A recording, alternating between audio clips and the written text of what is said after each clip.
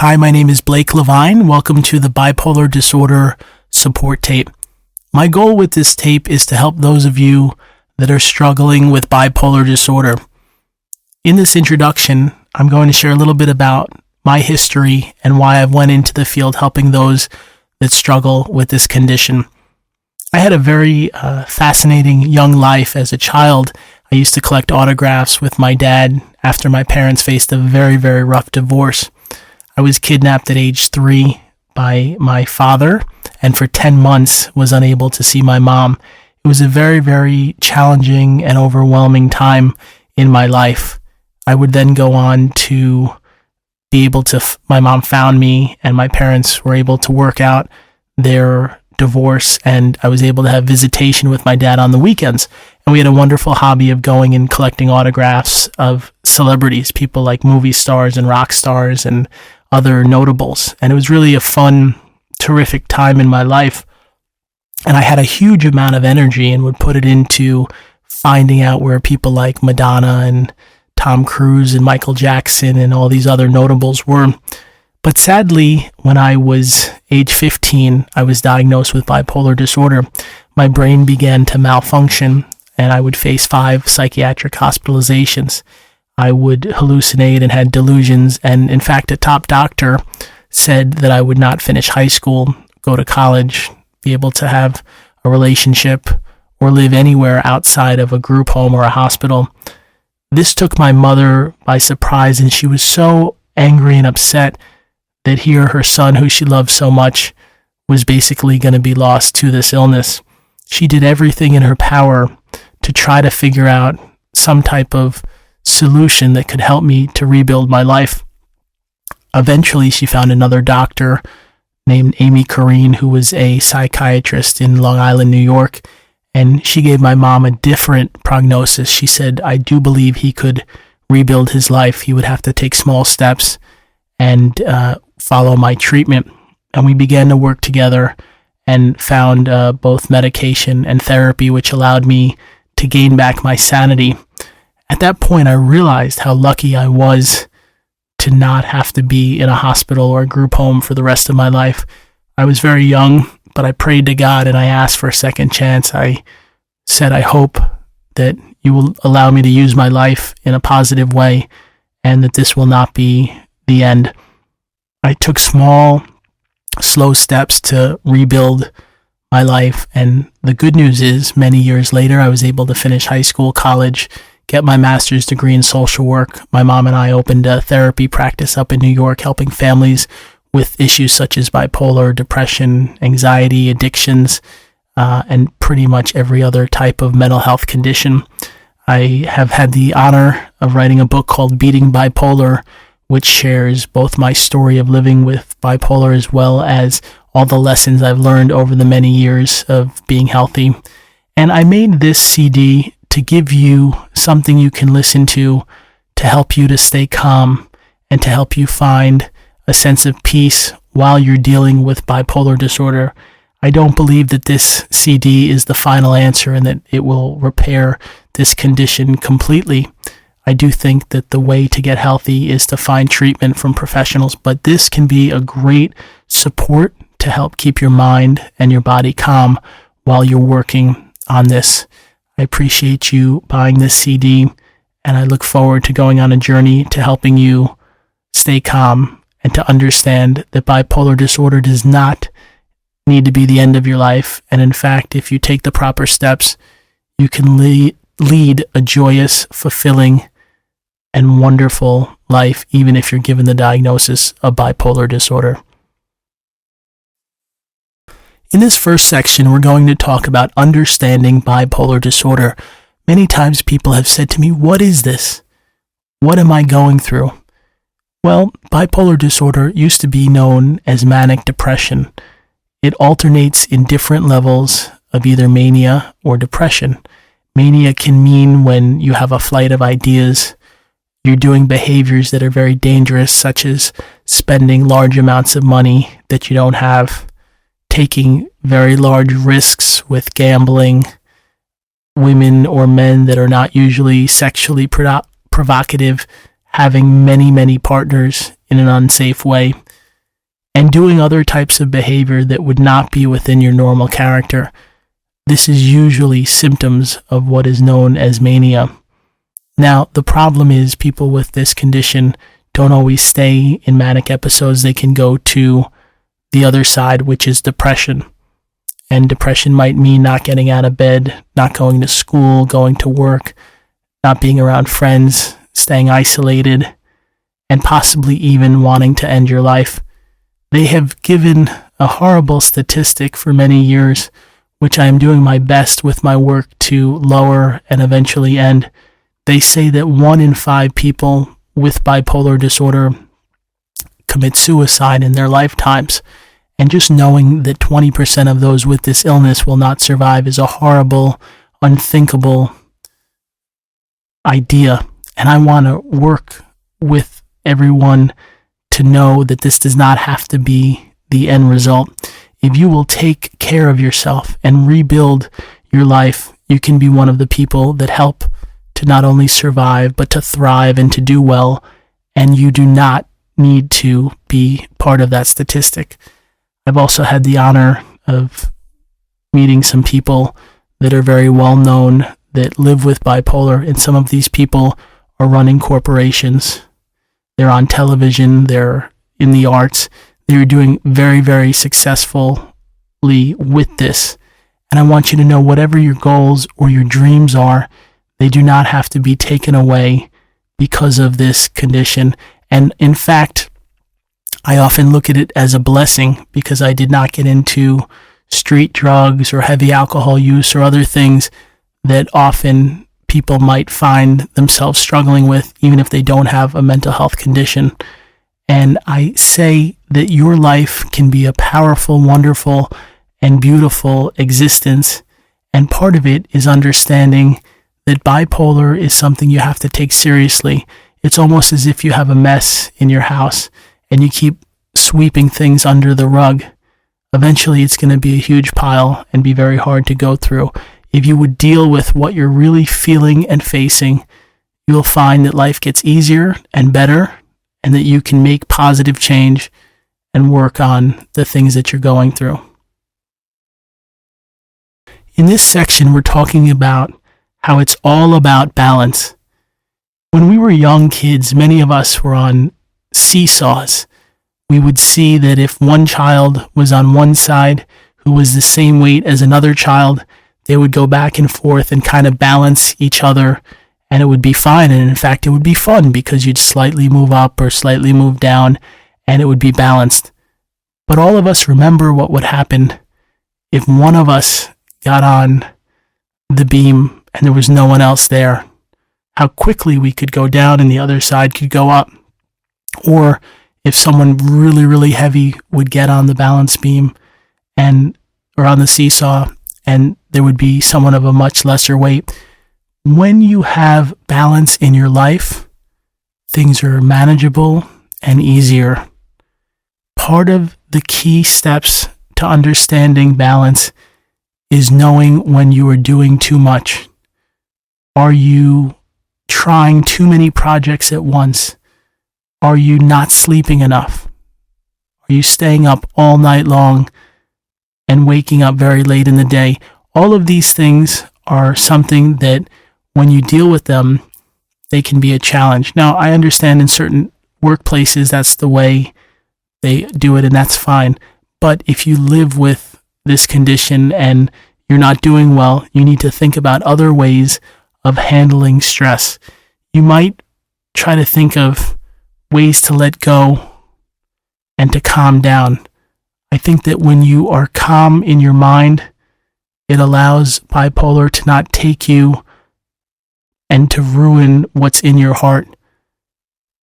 This is a journey, and I believe that the quicker you work on what's going on in your life, the easier it will become. Try to find balance.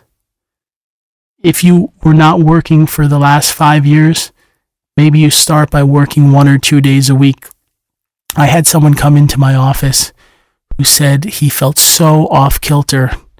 His brain was racing. He was thinking very paranoid thoughts. He thought people were after him, and he was just really saying that every day was so tough. And I said to him, how have you tried to deal with this? And he told me, well, I just figured it would go away. I don't really like doctors. I don't like therapists. I don't like dealing with this. And I said, okay, I understand. And I said, in fact, I don't like doctors or therapists either. I'd rather be watching a sports game or hanging out with friends or being in nature. Going to a medical professional is not usually the most fun experience for any of us. I said, but what is the things that you're going through, the racing thoughts, the paranoia, what is it doing to your life? And he said, well, I had a beautiful girlfriend, but she ended the relationship 3 months ago. She said, I'm not stable and it's making everything really hard. I said, okay. I said, what else? He said, well, I had a job. I was an engineer at an electrical company, and I lost that job because I was erratic with the supervisor. I cursed them out when I got angry with him. Okay. I said, I hear you and I understand. Anything else? He said, well, my mom and I have always been close, but recently she's tried to get me help and I've refused, and I've been very agitated and nasty to her, and now we're not really talking. So I said to this gentleman, what I'm hearing, and this is what you told me, is you lost your job, you lost your girlfriend, and your close relationship with your mother is very sorely right now due to how you've been behaving. And he said, yes, all those things have happened. And I said to him, does this seem normal to you? And he said, no. He said, I know something has to change. I said to him, you need to find balance. You need to find help and to work on these issues. If something is really going wrong in your life, take the steps.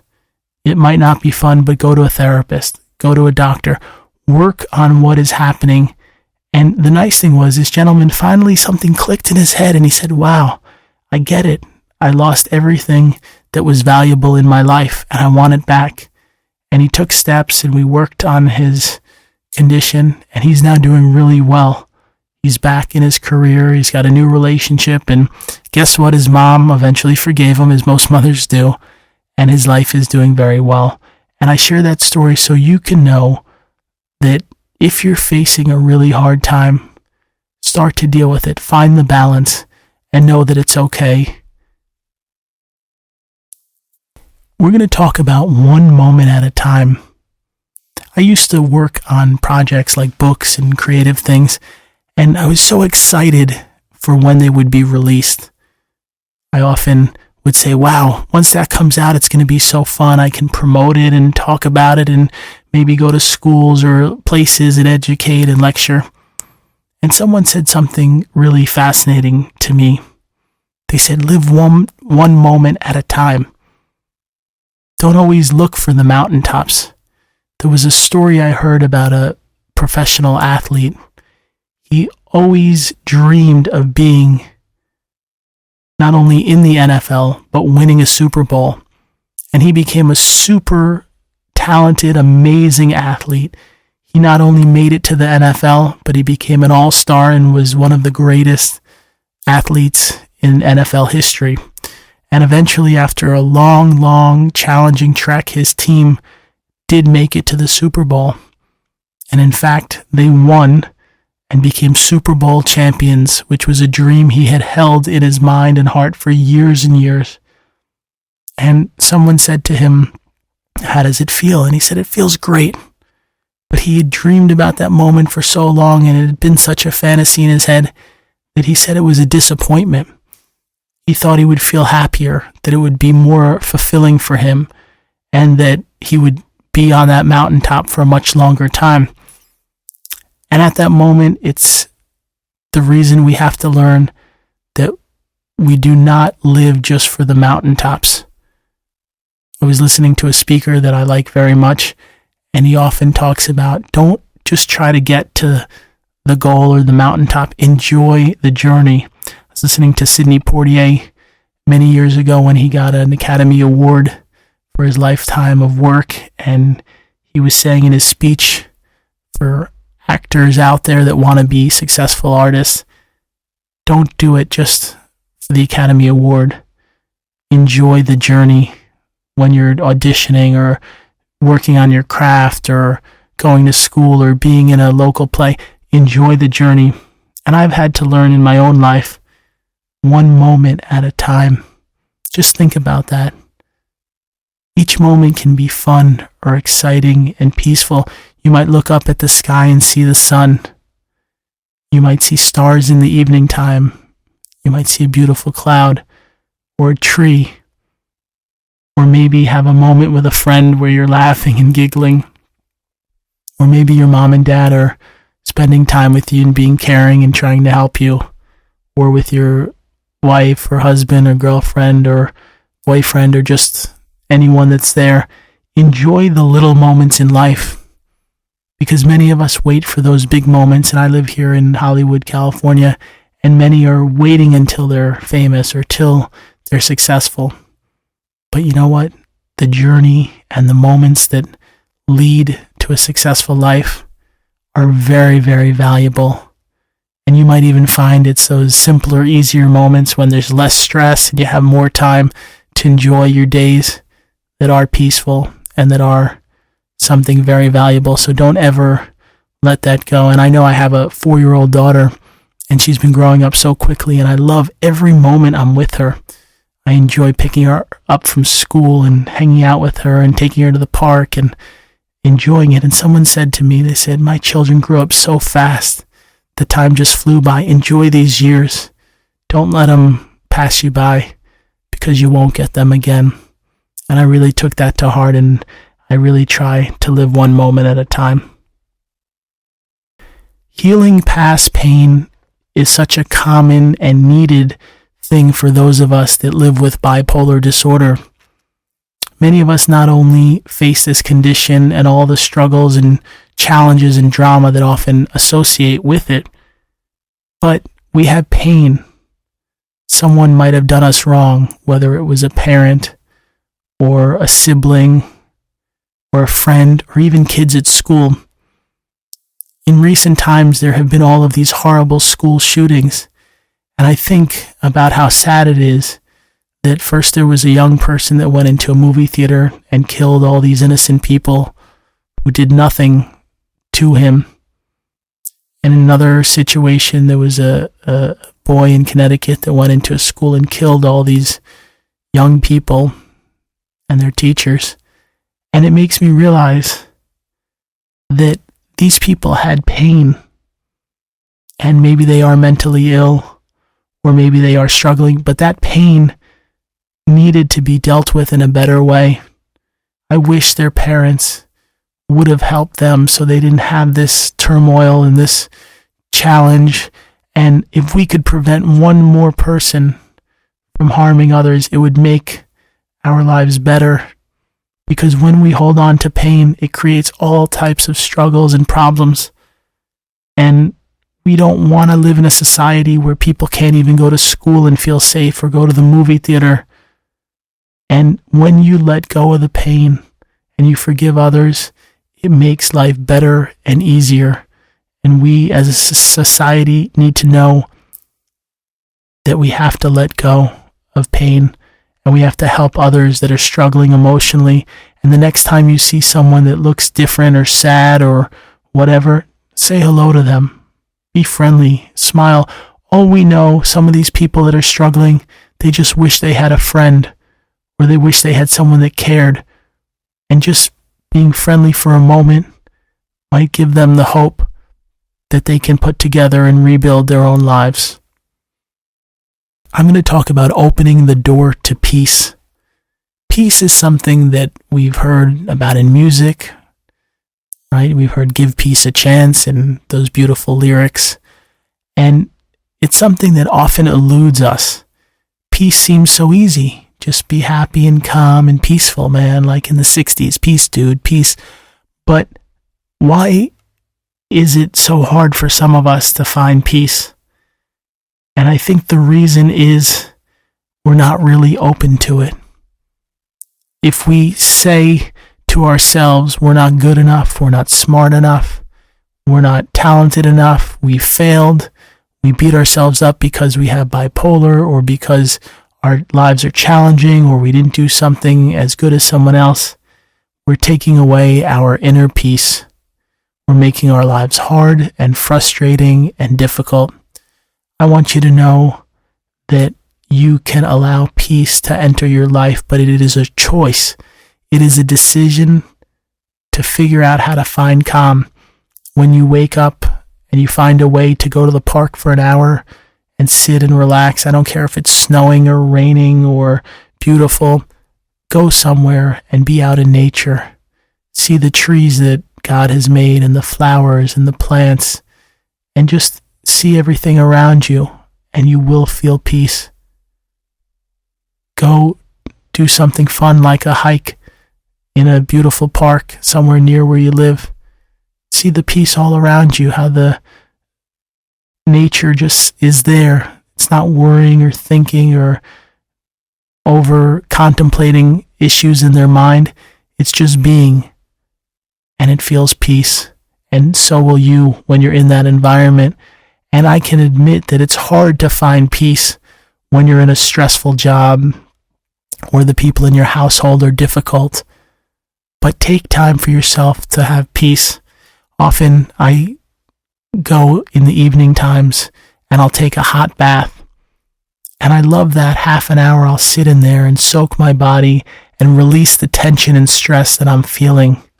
It's a terrific idea to go, close the door, put the water in, and just relax. You don't have to be anywhere. You don't have to do anything. Life is good. You can let go of all the struggles and all the pain and know that you're at peace. Balancing your moods is something that many of us need to learn how to understand. In some cultures, they talk about the yin and the yang, and there's other beliefs that we have good within us and bad within us. People talk about choosing good over evil and things like this. And I do believe some of this relates to figuring out how to balance your mood. I've yet to meet a person that is perfectly happy every minute of every day and never gets upset or never gets frustrated or never has a bad moment. That to me is not human to live in that way. But you can find balance when you live in a way that you're nasty or you're agitated or you're angry or you're depressed or you're manic too much. It takes away from your life and it makes it very unmanageable. One of the best ways to balance your mood is to say to yourself, I'm going to calm down. I'm going to stop grading on the person that I'm dealing with.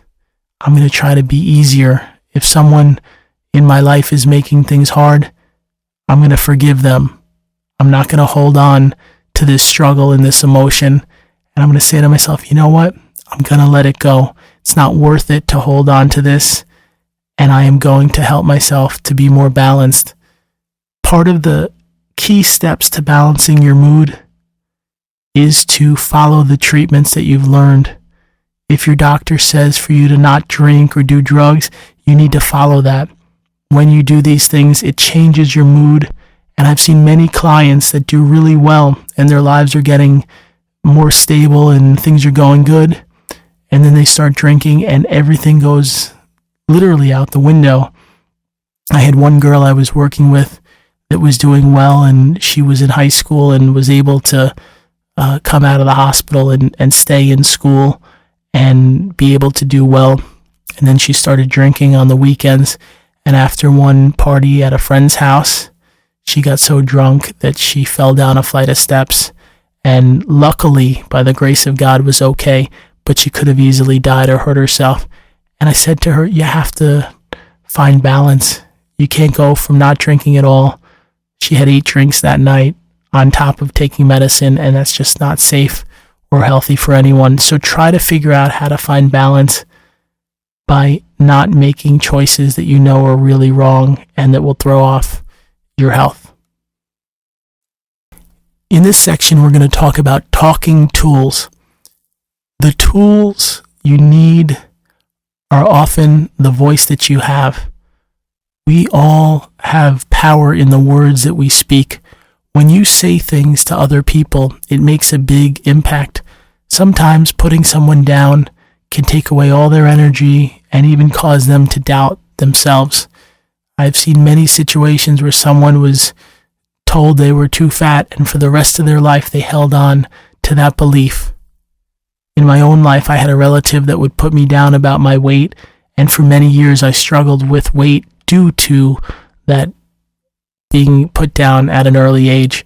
So I want to tell you, the power of words are so strong, and you have to decide how you use them. I see a lot of people that are dealing with bipolar, and they say things to those that are in their life, their friends or their parents or their spouses or their girlfriend or boyfriend. And when you are hard on those in your life, you make your own life more difficult. I believe you have a choice to build others up, and then you can build up your own life. Say things like, I really appreciate you helping me. I know you're trying to support me. Thank you for caring. Thank you for calling me today to check on how I'm doing. Thank you for helping me set up that appointment. Thank you for buying me this audio CD.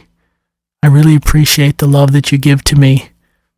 Did you ever know that you are important and I value and love you? These simple words that you say to people can make a huge difference. I worked with a woman in her 30s, and she seemed very beautiful and talented. She was an artist, and she was very insecure. And I talked to her for a while, and I said, what are you insecure about? Where does this come from? And she said her dad never told her that he loved her. And I said, do you think that he loves you? He's your father. And she said, I guess, but why would he not say it? And it really held her back for a long time. And one day I said to her, can we bring your father in for one session to come? And she said, okay. And he came in, and he was kind of a gruff, manly man, maybe a lot more masculine than I am, but that's quite okay. And we talked, and I said to him, do you love your daughter? And he looked at me with a strange face, and he said, how could I not love my daughter? She's everything to me. She's beautiful. She's talented. She's an amazing person. She's the thing in my life that I'm the most proud of. All my years of working, all my efforts, she's the best thing that ever happened to me. And I looked him dead in the eyes, and I said, look in her eyes and tell her how much you love her. And he told her, and she started to cry. And I had the two of them hug each other. And I realized at that moment she was going to be okay. And since then, she's had such a successful life. But that one thing of her dad not saying he loved her held her back for years. So you don't need to be someone that holds others back. Tell your family how much you care. Tell those in your life that you love them. We never know when someone's life tragically ends or if we're going to get the next day. So while you're here, say what you feel and tell those close to you how much you care. This is a very important section about discovering nature. I've shared about going for a walk or a hike, but nature is something that we are all connected to that we often let go.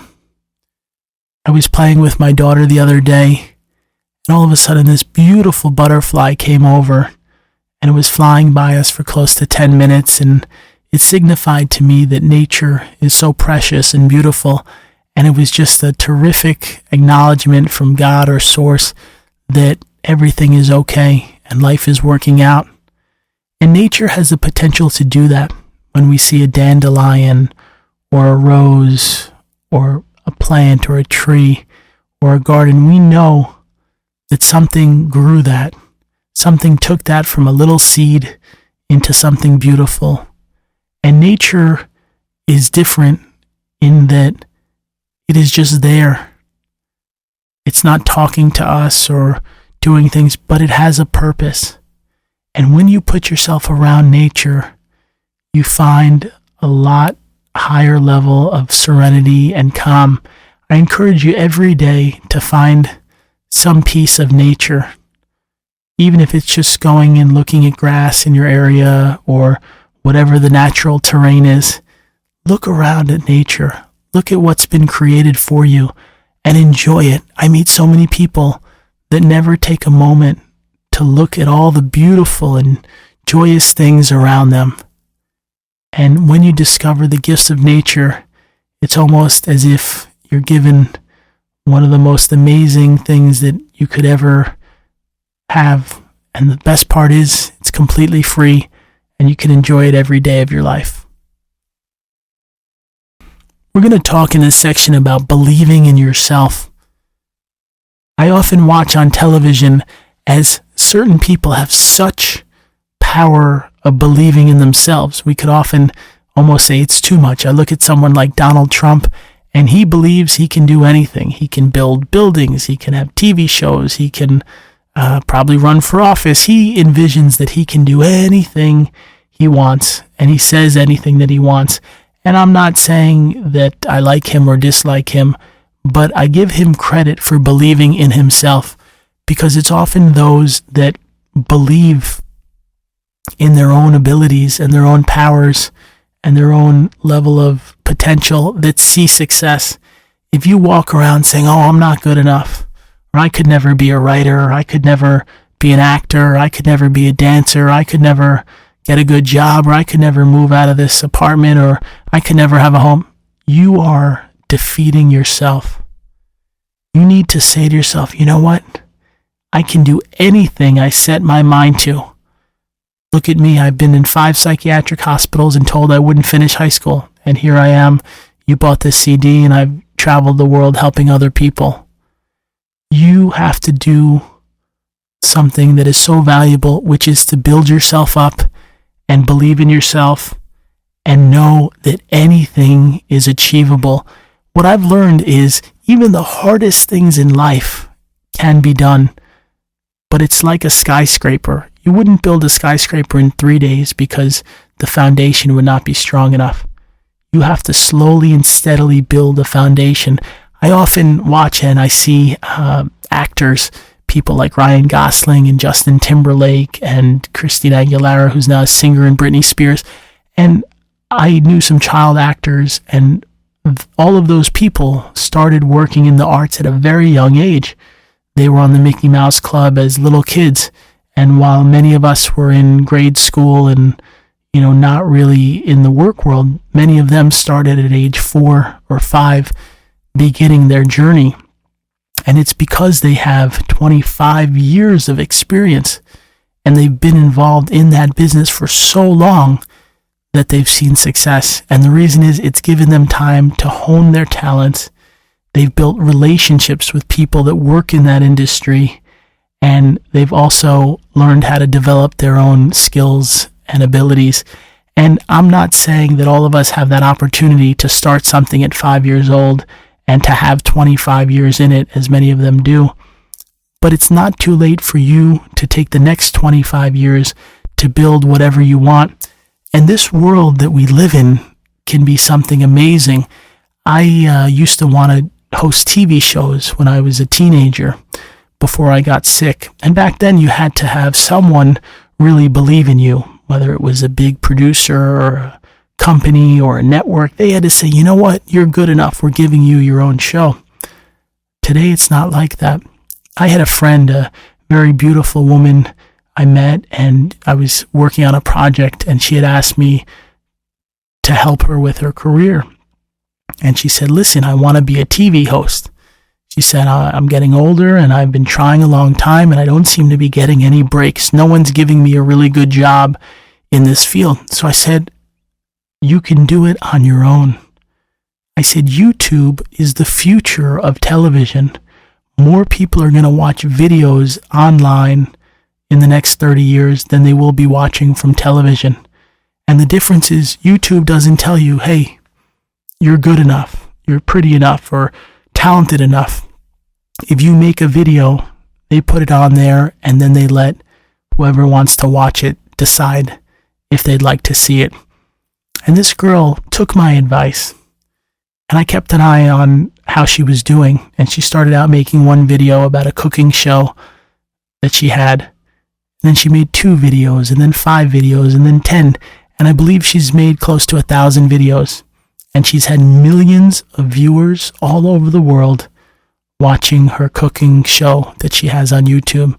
She's been given opportunities to be a part of traditional networks, to do things with them, all because she decided to believe in herself and to know that she could achieve what she wanted. She didn't have to wait till someone gave her the opportunity. She gave herself the opportunity. I want you to look into your heart and your mind and take the small steps to believe in yourself, because even if you need to get healthy with this illness first, one day you are going to achieve whatever is in your mind and your heart, and it all starts by believing in your own self.